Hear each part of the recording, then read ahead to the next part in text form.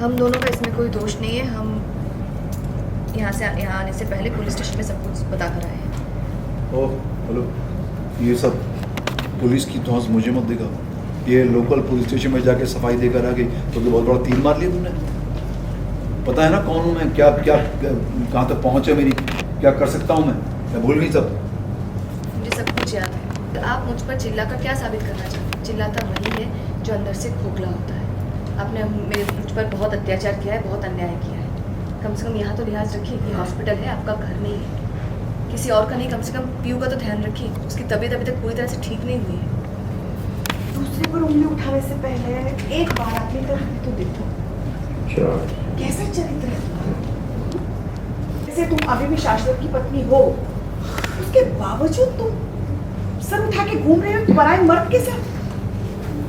मैं अच्छे से जानती हूँ कि लीगली हम दोनों अभी भी पति पत्नी हैं, पर बात तो ये है कि सिर्फ कानूनी तौर पर ही हम पति पत्नी हैं।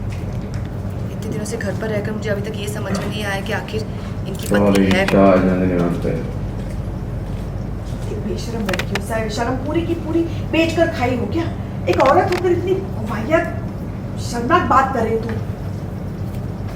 आप अच्छी तरह जानती हैं कि मैं क्या कहना चाह रही हूँ। खैर मेरी बात छोड़िए, इनकी बात करते हैं।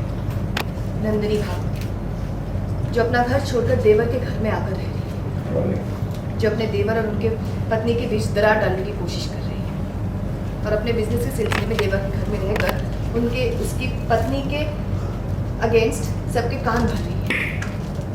तो दीदी इनके बारे में आप क्या कहना चाहेंगे? क्योंकि मेरे हिसाब से इनका चरित्र कुछ खास नहीं है।